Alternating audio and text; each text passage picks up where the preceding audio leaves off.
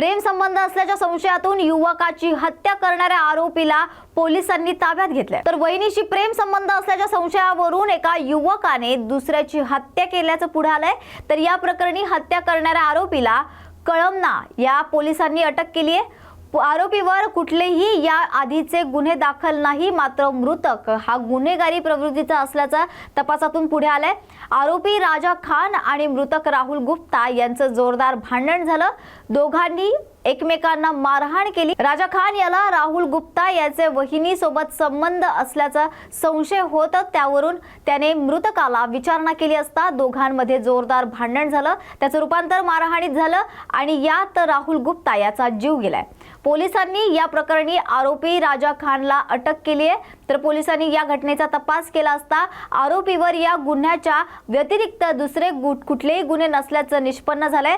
तर मृतक हा गुन्हेगारी प्रवृत्तीचा असून त्याच्यावर अनेक गुन्हे दाखल असल्याचं सुद्धा तपासात पुढे आलंय। या प्रकरणाचा पुढील तपास सुरू आहे। आरोपी राजा खान आणि यातील मृतक राहुल गुप्ता यांचे रात्री दरम्यान भांडण झाले होते। तेव्हा आरोपीच्या वहिनीसोबत मृतक राहुल गुप्ताचे प्रेम संबंध आहेत असा संशय होता, त्यावरून त्यांचे भांडण झाले। त्या भांडणात दोघांनी एकमेकांना मारहाण केली हातबुक्क्यांनी। त्यानंतर यातील आरोपी राजा खान याने तिथे असलेल्या एका लाकडी बल्लीने मृतक यास मारले। त्यावरून मृतक याचा रात्री दरम्यान मृत्यू झाला। त्यावरून पोलीस स्टेशनला आम्ही आरोपी राजा खान विरुद्ध गुन्हा दाखल केला आणि त्याला तात्काळ अटक करून त्याचा PCR घेतलेला आहे। राजा खान विरुद्ध काही गुन्हे नाही आहेत दाखल, परंतु यातील मृतक राहुल गुप्ता हा रेकॉर्डवरचा क्रिमिनल आहे। याच्यावर पोस्टे नागपूर शहरात विविध पोलीस स्टेशनमध्ये एकूण 11 गुन्हे दाखल आहेत। आमचे DB पथकाचे PSI रामलोट, API Musale, PSI Raut आणि DB पथकातील सर्व अंमलदार यांनी परिश्रम घेऊन हा गुन्हा आरोपी तात्काळ अटक केलेला आहे। जालन्यात व्यापाऱ्याला लुटणाऱ्या 5 जणांना पोलिसांकडून जेरबंद करण्यात आलाय। तर जालन्यात व्यापाऱ्याला लुटणाऱ्या 5 जणांच्या पोलिसांनी मुसक्या आवळल्यात। 2 दिवसांपूर्वी जुना मोंढा परिसरात व्यापाऱ्याला अडवून 12 लाखांची रोकड लुटून नेण्याची घटना घडली। त्यानंतर सदर बाजार या संबंधी गुन्हा दाखल करण्यात आला होता। या गुन्ह्यासंबंधी स्थानिक गुन्हे शाखेच्या पथकांनी 5 जणांना अटक केली। गोपाल गायकवाड, सुनील पवार, सुमित उर्फ ओम डुरे, कैलास गायकवाड आणि सचिन जाधव असं या अटक करण्यात आलेल्या आरोपींची नाव आहेत। दरम्यान या आरोपींकडून 6.5 लाखांचा मुद्देमाल जप्त करण्यात आलाय। सर मला सांगा की जुन्या मार्केटचं जे प्रकरण आहे नेमकं काय आहे, किती आरोपी लागले? 27 तारीखला जुन्या मार्केट येथे एका एजेड व्यापारीला काही 2 मोटरसायकलवर काही आरोपी आले आणि त्याला ढकलून पैशाचा त्याच्याकडे बॅग होता ते घेऊन गेले अशा प्रकार घडला होता। लगेच त्याच्यामध्ये आपली सर्व यंत्रणा झाली होती, ते आराने आपण एफर्ट केला होता। तर त्याच्यामध्ये पूर्ण ब्रेक थ्रू भेटून 5 आरोपीला अटक करण्यामध्ये पोलिसाला सक्सेस भेटलेली आहे। सगळे आरोपी लोकल जालन्याचेच राहणारे आहे आणि पैशासाठी त्यांनी हा वारदात केली होती याचा निष्पन्न झालेला आहे। त्यामध्ये 5 आरोपी अटक झाले आहे। त्यामध्ये गोपाल गायकवाड हा मेन आहे त्याच्यामध्ये, तसेच सुनील महादू पवार हे 2 मानदेऊलगाव राजाचे राहणारे आहे आणि त्याच्यासोबत त्यांना अगोदर अटक केला आणि पूछताछ नंतर अजून 3 आरोपी, ज्यामध्ये सुमित उर्फ ओम दुरे, कैलाश उर्फ कॉलेज राजू गायकवाड आणि सचिन जाधव असे 3 एकूण 5 आरोपी पोलिसांनी अटक केलेले आहे। आतापर्यंत 5 लाखाचा कॅश जो ते घेऊन गेले होते, तसेच मोटरसायकल आणि इतर साहित्य पकडून 6,30,000चा मुद्देमाल आतापर्यंत जप्त केलेला आहे। त्याची पोलीस कस्टडी पोलिसांनी घेतलेली आहे आणि आता पुढे त्याची चौकशी करून इतर कोणी इन्व्हॉल्ड आहे का, तसेच अजून काय मुद्देमाल रिकव्हरी होऊ शकतो त्यासाठी प्रयत्न सुरू आहे। रक्कम किती गेली होती? फिर्यादप्रमाणे अंदाजा 12 लाखा जवळपास रक्कम गेली आहे।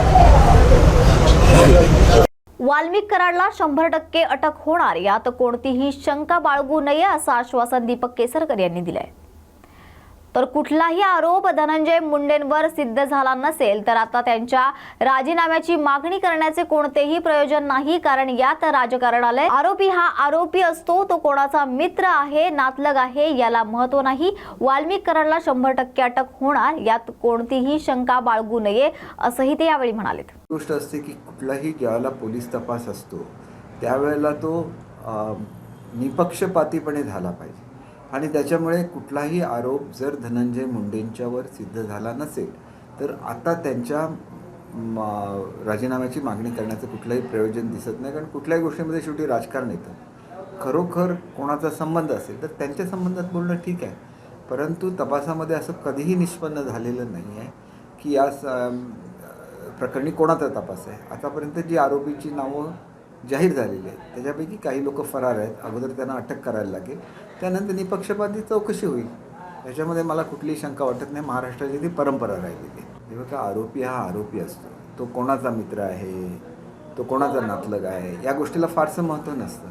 शेवटी आरोपीचं नाव एकदा पोलिसांनी जाहीर केलं की त्याला अटक करणार, 100% अटक करणार, याच्यामध्ये तुम्ही कुठलीही शंका मनामध्ये बाळगू नये असं मला वाटतं। आणि शेवटी यंत्रणा ही काय त्या जिल्ह्यापुरती मर्यादित नसते, राज्याची यंत्रणा आहे आणि जेव्हा राज्याचे गृहमंत्री जाहीर करतात त्यावेळेला लोकांनी त्याच्यावर विश्वास ठेवला पाहिजे असं मला वाटतं। हे बघा, ज्या वेळेला एनरॉन व्हायचा होता त्यावेळेला सुद्धा त्याच्यापेक्षा मोठे मोर्चे निघाले। असं सांगण्यात आलं की कोकणामधले काजू, आंबा, मासेमारी सगळ्यावर परिणाम होणार। त्याने एनरॉन कितीतरी वर्ष चालू होता, कुठेही आंब्यावर परिणाम झाल्याचं जाणवलं नाही, कुठेही काजूवर परिणाम झाल्याचं जाणवलं नाही, कुठेही मासे मेले नाहीत। ही सगळी वस्तुस्थिती लक्षात घेतली तर कुठल्याही प्रकल्पाला विरोध करण्यापूर्वी त्याच्यामधली वस्तुस्थिती जाणून घेतली पाहिजे। आणि हल्ली प्रत्येक गोष्ट ही प्रदूषणमुक्त करणं हे संपूर्ण जगभरामध्ये चालू आहे। त्याच्यामुळे जे काही जाहीर केलं होतं त्याप्रमाणे इथं ग्रीन रिफायनरी व्हायची होती आणि जर ग्रीन रिफायनरी होणार असेल आणि त्यातून प्रदूषण होणार नसेल तर निश्चितपणे त्याचा विचार झाला पाहिजे, परंतु ही सगळी वस्तुस्थिती लोकांच्या समोर आली पाहिजे की नेमकं काय तंत्रज्ञान आहे, त्याच्यापासून काय होईल हे लोकांना ज्याला समजेल। नाही येत नाही तसं बिलकुल नाही आहे। एक गोष्ट लक्षात घेतली पाहिजे की इथून पुण्याची फ्लाईट चालू आहे, इथल्या लोकांचा जास्त संबंध मुंबईशी येतो, त्याच्यामुळे मुंबईची फ्लाईट चालू राहिली पाहिजे आणि ती फ्लाईट उडान योजनेखाली होती, ती उडान योजनेखाली त्याला काही कन्सेशन्स मिळतात आणि ती मिळावी आणि ती लवकरात लवकर पुन्हा एकदा चालू व्हावी, कारण दुसऱ्या ज्या एअरलाईन्स आहेत जसं इंडिगो आहे, जसं एअर इंडिया आहे, तर ह्या कंपन्यांच्या अधिक हे आहेत किंवा लहान कंपन्यासुद्धा हल्ली आलेल्या आहेत, जसं स्टार एअरलाईन आहे, त्यांची मध्यम आकाराची विमानं असतात। हे सगळ्याची फिजिबिलिटी बघितली पाहिजे। मी अजून काय ह्याच्यामध्ये नुकतीच निवडणूक संपलेली आहे, त्याच्यामुळे ह्याचा पाठपुरावा निश्चितपणे 100% केला जाईल आणि मुंबईचं विमान, कारण सिंधुदुर्ग पुणा विमान चालू आहे पण सिंधुदुर्ग मुंबई विमान चालू नाही, त्याच्यावर पाठपुरावा करायला लागेल। बीडच्या जिल्हाधिकारी कार्यालयाबाहेर सामाजिक कार्यकर्त्यांनी अनोखं आणि लक्षवेधी आंदोलन केले। जिल्ह्यातील गुन्हेगारांचे शस्त्र परवाने रद्द केले जावे या मागणीसाठी जिल्हाधिकारी कार्यालयाबाहेर सामाजिक कार्यकर्ते गणेश ढवळे यांच्या पुढाकाराने प्रतिकात्मक बंदूक दाखवून आंदोलन करण्यात आले। तर जिल्ह्यात 1281 शस्त्र परवाने वाटप करताना गुन्हेगारांना शस्त्र परवाना देण्यासाठी शिफारस करणाऱ्या नेत्यांनी नियम डावलून परवाने दिल्याचा आरोप यावेळी करण्यात आलाय। तसेच गंभीर गुन्हे नोंद असलेल्या 285 जणांचे शस्त्र परवाने रद्द करण्यात यावे, तसेच माहिती अधिकारात माहिती न देणाऱ्या अधिकाऱ्यांवर कारवाई केली जावी या मागणीसाठी हे आंदोलन करण्यात आलंय। गुन्हेगारांना शस्त्र परवाने रद्द झालेच पाहिजे, अरे होत कसे नाही, अरे होत कसे नाही, गुन्हेगारांचे शस्त्र परवाना रद्द, गुन्हेगारांचे शस्त्र परवाना रद्द, बेकायदा शस्त्र परवाना देणाऱ्या अधिकाऱ्यावर कारवाई, गुन्हेगारांचे शस्त्र परवाना रद्द, गुन्हेगारांचे शस्त्र परवाना रद्द, गुन्हेगारांचे शस्त्र परवाना रद्द, नियमबाह्य शस्त्र परवाना देणाऱ्या अधिकाऱ्यावर कारवाई, नियमबाह्य शस्त्र परवाना देणाऱ्या अधिकाऱ्यावर कारवाई, गुन्हेगारांचे शस्त्र परवाना रद्द, गुन्हेगारांचे शस्त्र परवाना रद्द, गुन्हेगारांचे शस्त्र परवाना रद्द, गुन्हेगारांचे शस्त्र परवाना रद्द, गुन्हेगारांचे शस्त्र परवाना देणाऱ्या अधिकाऱ्यावर कारवाई, नियमबाह्य शस्त्र परवाना देणाऱ्यावर कारवाई। मधील कायदा व सुव्यवस्था पूर्णपणे बिघडलेली आहे। जर आपण पाहायला गेले 11 महिन्यामध्ये बीड जिल्ह्यामध्ये 40 खून 168 अत्याचाराच्या घटना, त्याचबरोबर आपण जर पाहिलं तर दंगली घडवणं, गर्दी मारामारी असे 450च्या आसपास गुन्हे दाखल आहेत पोलीस दरबारी. आणि बीड जिल्ह्यामध्ये 1281 शस्त्र परवानाधारक आहेत. यात गंभीर बाब म्हणजे 250 म्हणजे तत्कालीन 3 महिन्यापूर्वी तत्कालीन पोलीस अधीक्षक अविनाश बारगळ यांनी जिल्हाधिकाऱ्यांना पत्र लिहिलं होतं की 245 जणांवर गंभीर गुन्हे आहेत, यांची परवाना रद्द करण्यात यावा अशी शिफारस केली होती. मात्र ते परवाने रद्द करण्यात आले नाहीत. आणि आज आपण पाहतोय बीड जिल्ह्यामध्ये अत्यंत भीतीचं वातावरण आहे. मग ही दहशत म्हणून तसं जर पाहिलं तर शस्त्र परवाने हे स्वतःच्या संरक्षणासाठी घेतले जातात. मात्र बीड जिल्ह्यामध्ये अधिकारी आणि पुढारी लोक संगनमतानं त्या ठिकाणी जर पाहिलं तर त्यांच्या कार्यकर्त्यांना संरक्षणासाठी नव्हे तर दहशत माजवण्यासाठी, लोकांवर दरब बसवण्यासाठी शस्त्र परवाने दिले जातात. ज्यांच्यावर गंभीर गुन्हे आहेत ते शस्त्र परवाने तात्काळ रद्द करण्यात यावे अशी आमची मागणी. यासाठी आज आम्ही जिल्हाधिकारी कार्यालयासमोर प्रतिकात्मक जे खेळणीचे जे पिस्तूल जे आहेत त्यातनं टिकल्यांचा आवाज काढून निषेध नोंदवला आहे प्रशासनाचा. नरडाणा पोलीस ठाण्याच्या हद्दीत चोरट्यांनी धुमाकूळ घातला असून गेल्या महिन्याभरापासून मेंढ्यांची चोरी होते. तर धुळे जिल्ह्यासह अन्य परिसरामध्ये सध्या चोरट्यांनी चांगलाच धुमाकूळ घातलाय. नरडाणा परिसरामध्ये असलेल्या ठेलारी समाज बांधवांच्या मेंढ्यांकडे आता आपला मोर्चा या चोरट्यांनी वाढवण्याचं चित्र बघायला मिळतंय. गेल्या महिन्याभरापासून नरडाणा हद्दीमध्ये चोरट्यांनी ठेलारी समाजाच्या मेंढ्यांना लक्ष केलं असून गेल्या महिन्याभरात जवळपास 300 ते 350 मेंढ्यांची चोरी झाल्याचं ठेलारी समाज बांधवांकडून सांगण्यात येत आहे. तसंच काल रात्री देखील या चोरट्यांनी 25 मेंढ्या चोरून नेल्याची घटना घडली आहे. या पार्श्वभूमीवर समाज बांधवांनी नरडाणा पोलीस ठाण्याच्या सहाय्यक पोलीस निरीक्षक यांची भेट घेऊन आमच्या चोरीला जाणाऱ्या मेंढ्यांचा तपास लावून आम्हाला त्या परत मिळाव्या, तसेच मध्ये होत असलेल्या चोरीबद्दल गंभीर चिंता व्यक्त केली आहे. त्यामुळे चोरट्यांना तात्काळ गजाआड करावा आणि आम्हाला न्याय मिळावा अशी भावना त्यांनी यावेळी व्यक्त केली आहे. काल रात्री वरसे तालुका शिंदखेडा जिल्हा धुळे येथे आमचे समाज बांधव मेंढपाळ नारायण काशीराम सरगर यांचा मेंढ्यांचा वाडा तिथे होता. काल रात्री 12च्या सुमारामध्ये चोरटे लोक आले काही. त्यांनी त्यांच्या जवळपास 25 मेंढ्या चोरून नेल्या, एका पिकअप गाडीमध्ये टाकून नेल्या. पोटाचा उदरनिर्वाह करण्यासाठी गावोगाव हिंडून आज आम्हाला योग्य तो न्याय मिळत नाही. आम्ही नरडाणा पोलीस स्टेशनला आलो, तिथे निवेदन दिली.